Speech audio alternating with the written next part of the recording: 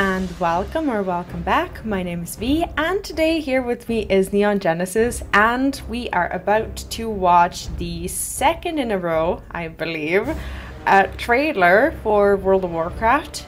Did they used to be called trailers, or is cinematic the right word? Probably cinematic, because they're very cinema-like. Anyway. I actually don't know. I'm thinking like, what were they called? I don't know. Yeah, I don't know what you mean. It doesn't matter. It doesn't matter. Yeah. What really does matter to me is that you see this before we start playing the game today, and we are going to be going hopefully into the Burning Crusade. So our mission for our World of Warcraft reincarnated leveling playthrough is to go into Stormwind, Twink, and probably find the starting quest for the Burning Crusade, and basically remain around level 29 or so pretty much forever. Well, not forever, but for a very long time, until we go through the Burning Crusade and Wrath of the Lich King. So I don't want to go into these expansions without us actually seeing these trailers. And I'm going to dig around the game for as many cutscenes as we can find so that, you know, we can actually see the expansion.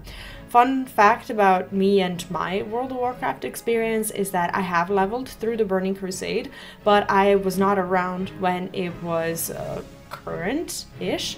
And I never actually got to see everything, so I never experienced what you would consider the ending, and I don't even know which raid or dungeon would give me that kind of meaningful conclusion, but we're gonna try and find it together. So this is gonna be a little bit of a new experience for me as well. Now, this might sound weird to a Final Fantasy XIV player and be like, how could you skip the MSQ from a certain expansion and just go straight into new one? Like, it makes no sense. But the old World of Warcraft leveling experience didn't really work like that. What you had to do is basically go through a zone, and if you're a newer player, you basically had 3 or 4 expansions to go through. You would go, and once you hit the minimum required level for the next expansion, you just peace out and you go into the next expansion and you quest. So when you have someone waiting for you or someone questing with you, you don't really drag them through the entire expansion, you know, because at the end of the day, sometimes you need help or protection from the other faction or whatever used to be the case. So sometimes you just don't have the luxury to experience the full expansion. And for me, this is kind of a big deal, because for the first time I'm questing with someone who actually wants to see the full thing. So I think it's going to be really fun, and I'm looking forward to that, because I, in a way, feel like a new player in Burning Crusade, and honestly I don't mind questing through all the zones because I really want to get the gist of the story.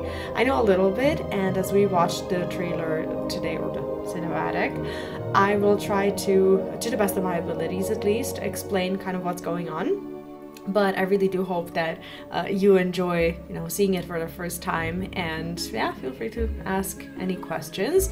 And you, if you happen to be new here on the channel, make sure to subscribe. And if you like this cinematic to begin with, give us the benefit of the doubt and like the video right now, because we're gonna be here a while. Right now.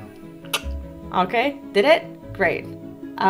Neon, sorry, I took like ages and I talked everyone's ear off. Do you want to say something? So hi, I'm the one who's about to watch this for the first time. Yeah, I'm excited to see what it's all about. I'm probably going to have a lot of questions. I already want to ask questions, but I might save that for the recording of our playthrough, so you're going to have to watch that to find out what my question is. But I will just say, so is this the equivalent of going from a Realm Reborn to Heavensward? First major expansion of WoW? Yes. Or is this more like going into the patch? No, it's the actual expansion. So, there is kind of a terminology. Yeah, there is kind of a conclusion to the story of Azeroth, but the conclusion actually happens in my opinion at least, in the introduction of the Burning Crusade. So I'm just going to give you just a small spoilers and a little bit of an intro so that maybe you can enjoy the trailer a lot more. The base story of the Horde and the Alliance is that there didn't always used to be Horde. And I don't want to spoil it too much because I do want to get you into audiobooks and I do want you to kind of experience this story in its entirety. But let's just say that the Horde, as in like orcs and some other races of the Alliance, they used orcs, yeah. Yes, they used to live at peace. And over time, orcs got, let's say, targeted by forces that corrupted them into thinking that they basically have to attack the Alliance and basically fight for dominance, exterminate them, and whatnot. So over time, some of the Horde members got corrupted by Fel, which is like this foreign force. It's kind of like the opposite of life force. It's technically a death force. So basically, it's something that made orcs a lot stronger, but at the same time it really jeopardized them and their relationship with the elements, because orcs also had a lot of shamans and they were really attuned with the elements and all of that. But their relationship, once they started consuming Fel and once they accepted this power, the relationship between the elements and them got severed. And a lot of orcs didn't accept Fel, but for the ones who did, they were never able to kind of go back from it. So that's why you'll see that when orcs are represented, they have this greenish color, right? So those orcs come from the tribes of orcs who did accept Fel, and also there are orcs who are brown. So they actually got introduced in World of Warcraft later on as playable orcs as well. Those are the uncorrupted orcs. I don't think maybe you've ever seen a brown orc to begin with. You just accepted them as green. So basically they had a choice to make once this whole thing started. They had to choose whether they're going to accept Fel as a source of their power or not. And some of the orcs who didn't accept Fel, they were heavily prosecuted and basically hunted down by the orcs who did accept Fel. Best case scenario, they were ridiculed and kind of ostracized from the community. Worst case scenario, they were actually just killed, depending on who it was that was kind of hunting them down. So that's a little bit of a premise of the story. I don't want to go into detail because I feel like you can really experience this story in a much better way. And this is actually the story of kind of the Burning Crusade is the story of the Warcraft movie. Have you seen the movie? Yeah. Yes. Okay. So actually, you know a little bit about this, and you know about Gul'dan. Yeah, you know about Gul'dan and basically how he exploited some of these races to basically collect enough of this life force to spawn a portal. And the point of this portal between their world, which is called like the Blasted Lands, right? It's a world where the Horde, right? They've exhausted all of the life force. So what they had to do is they had to find another place to live, but then once they came to Azeroth, they realized, once the portal was built and they came over here, they realized that they are actually the ones draining this force, because everywhere where they spawn, everything starts to kind of die out. So eventually some of the orcs, especially the brown ones, right, started to understand this. But essentially it was Fel that was bleeding this place dry, because they accepted it, because they were using the Fel magic to conquer and to extract resources from the earth and whatnot. The earth was just dying out. It was just something that their earth did, or their world did not agree with. So technically that is what that dark portal is. It was somewhat of an escape and a way for those orcs who lived in a different world to try and conquer another world, and that's how they made their way into Azeroth to begin with. Because orcs, technically you can see them as aliens. They are not native to Azeroth. They came from their world to the portal, and they kind of, you know, started building their settlements there. Oh, okay, so I didn't know that about orcs. It's a shift in perspective. That's why when you say, Oh, Kalimdor, isn't it divided into like Horde and the Alliance? no, because Horde just spawned itself there, and that's where they started, you know, conquering and whatnot. So essentially they didn't used to be here. They're not native to Azeroth to begin with. Whereas some of the other races are, and Horde eventually had to find a way to make friends there and basically get trolls on their side, get Tauren on their side, and like all of these different races that were already there. So I talked for a very long time, and now we're actually going to see it, but I think that this was kind of important for you to know before we watch this trailer.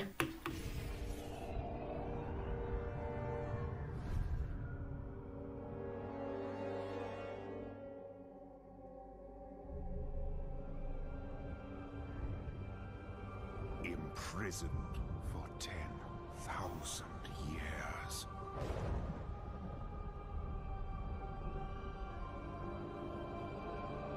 Banished from my own homeland. Do you know who that is?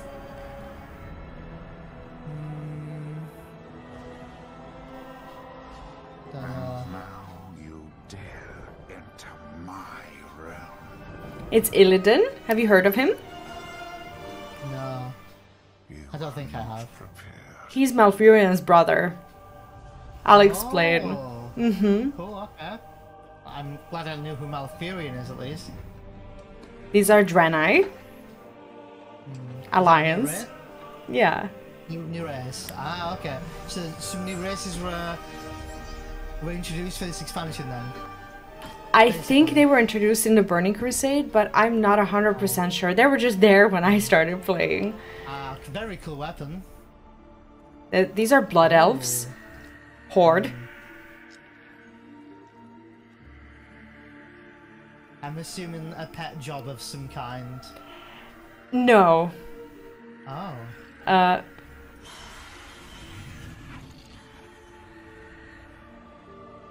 Oh, she looks evil in the face a little bit though. Not evil, but you know. They're just tortured. I'll explain.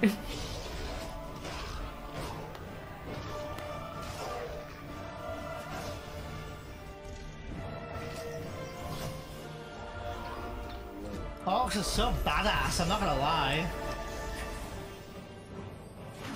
Oh. Oh my god, he polyed. Is that an undead mage? Oh. I think so. Yeah, I think it looks like a sort of undead with a mask on, maybe.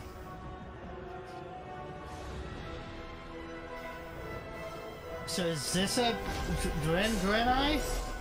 That's Illidan. Oh, that is Illidan. Because Malfurion also has wings like that, right?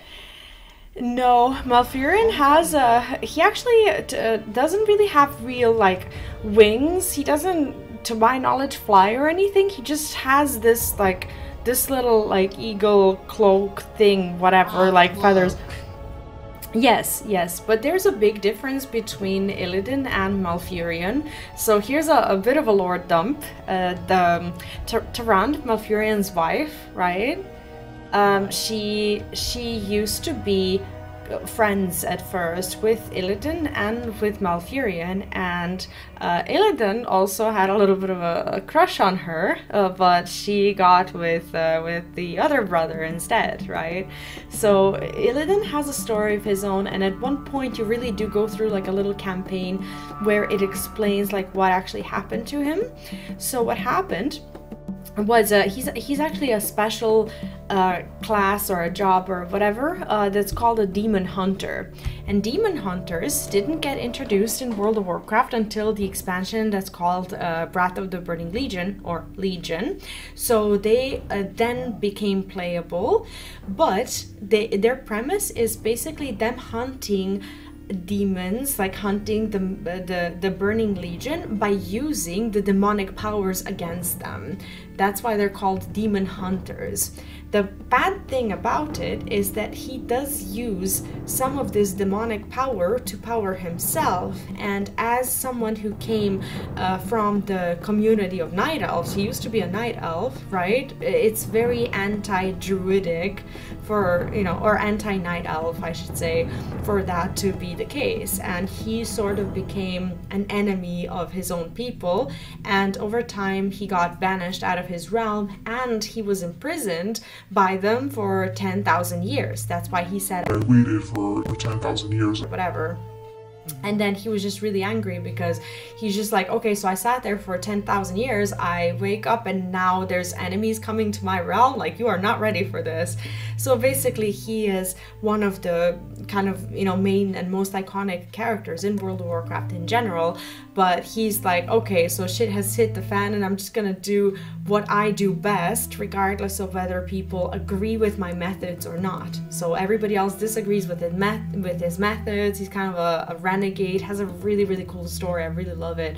And I don't want to spoil too much because I think that over time you will learn things about him in the game as well.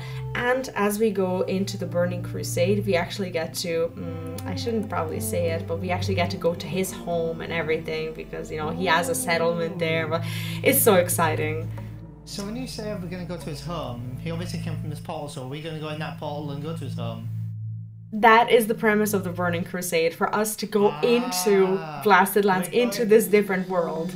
Oh, so we're going into the portal, I see. Yes, essentially. And if this is a spoiler for me, we don't answer, but is that the maelstrom in the middle of the map, or is that something No, it's something different. Because I remember you said before there's spoilers there, but is that for later then still? That's another expansion that comes later. Right, okay, so don't worry, we're going to come back to the maelstrom at the time, guys. No spoilers. Yes, No spoilers yes. in the comments. I do think that this expansion is going to be really, really nice, and I would love for us to start listening to these audiobooks as soon as you're here, pretty much. This is just something that, you know, I'm planning as a little activity so that you can get this backstory, because people get confused about lore because they don't know where to begin learning the lore. And I feel like since I've read a ton of these books and, you know, audiobooks and comic books and everything, I know how to guide you through the lore as well and just kind of fill in these gaps. So I'm gonna try to do that as well so that you can enjoy the world more. That's the plan. So I wonder if, would you, I don't know if you have any creator in mind, but would you recommend, especially with the base WoW, for me to get more of a visualization of it, because I've obviously only gained tidbits of the game. Is there like some sort of you know, like a 12-minute video of the base story of WoW and what's happened, you know, like a short story of, to kind of, do you know, maybe that's something you can dig out of me. Maybe we can react to that sometime. The problem with WoW is that it's literally a world, so it's very difficult to tell one story because multiple events were unfolding around the continent and different worlds in the same timeline, right? So in order for you to get the full picture, what the audiobooks and books in general do is they tell different stories about different things that were occurring around the same time, or maybe a little earlier or a little later. And you realize as you're listening or reading what timeline you're in, with basically those books mentioning the same characters, like, oh, this character is alive, and then you're like, oh, I'm in this era, okay, so this is when it's happening. Over time you just kind of connect the dots because you kind of position yourself in this historic timeline. So I find that to be really, really exciting when it comes to WoW books. The way people normally consume lore is they listen to videos or read the lore about certain characters, because some of the best stories are told throughout somebody's life. For example, Sylvanas is probably a familiar name to you, at least somewhat. Illidan, so people search for lore of Illidan, lore of Malfurion, lore of Sylvanas, lore of Arthas, the Lich King and whatnot, and that's kind of how they learn. But for general recommendation for content creators who do lore, I do recommend Bellular. He does a lot of commentary on game development and World of Warcraft in general, but he also goes very, very deep into analysis of WoW and has a team who is very dedicated to that as well. At this point, they operate as a team. And Pyromancer, who now plays Final Fantasy XIV, he used to be a WoW lore geek. Like, he did get fed up with it and, you know, started playing Final Fantasy XIV. There was a big debacle and whatnot. But before that, he used to do World of Warcraft lore videos, and they were top-notch. He was very, very good at that. And there's a few others, but these two come from the top of my head as the most revered ones in the WoW community anyway. So if I'm not mistaken, and if I'm understanding correctly, there's not really a main story in the base WoW basically at all. It's basically whatever race you've chosen and whichever kind of, I don't want to say legion, but whichever like allegiance, I guess, or alliance you've chosen, whether that be, you know, Lord or whatever, there's this story in each of these zones, and that is the story. What I find to be really beautiful about World of Warcraft is that this story is actually told in a way that you feel like it's a world. So it's not like an MSQ that is all important everywhere, because it's literally a world that in a way is very realistic. In a way that, yes, there is a conflict, but there's a very realistic, I guess, not a timeline, but you're aware that something that happens in one continent, other people might be completely unaware of it. It's not like in Final Fantasy XIV where you look at the sky and you see this big, you know, moon descending or whatever, and everybody knows that it's the end of the world. No, it's not like that. It's literally a war that the closer regions are aware of, the other ones are not, and over time the conflict spreads. You can see that there's consequences, but once you know the full story, you kind of know where it started. And this is why I think, well, it's also a little bit of a flaw of World of Warcraft, that it does rely on these audiobooks and these, you know, books in general.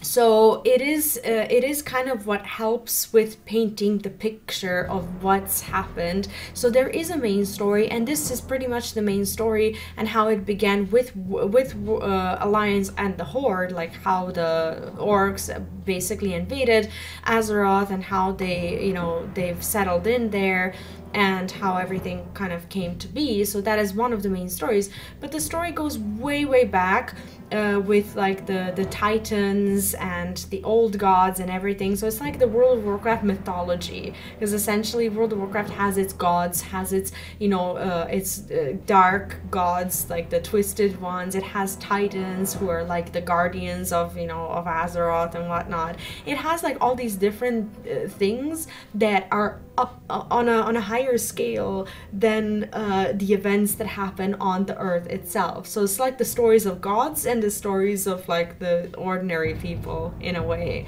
but it's all in a way connected. So that's kind of the premise of the story, and it's very exciting. Once you start getting into it and learning a little bit about it, it gets really rewarding to play the game as well. So I'm excited to do that with you. We did talk for a very long time today, and I apologize to everyone who thought that this was just a reaction video, but we do end up, you know, talking a lot and having a lot of, you know, discussions, questions and whatnot. I'd love to hear your thoughts in the comments. Do you miss the Burning Crusade? Is this something that, you know, that you kind of hold dear? And did you play the classic Burning Crusade? If so, let us know in the comments. And if you have any tips for someone who's just diving into the Burning Crusade for the first time, also let us know below. I don't think I'm an expert in Burning Crusade. I've never seen the actual end of the expansion, so I'm kind of looking forward to it. And if you do want to catch us going through it, we're going to be recording the series for it really soon, so depending on when you're watching this, be sure to check out the playlists that either V or link our playlist of our journey together. Adventurers in Azeroth, it's I'm excited. It's been a lot of fun to so. Me too. And thank you for doing it with me. I'm loving it. Thank you for watching. Hope you have a great day, and we'll see you, well, in the next video. Bye bye.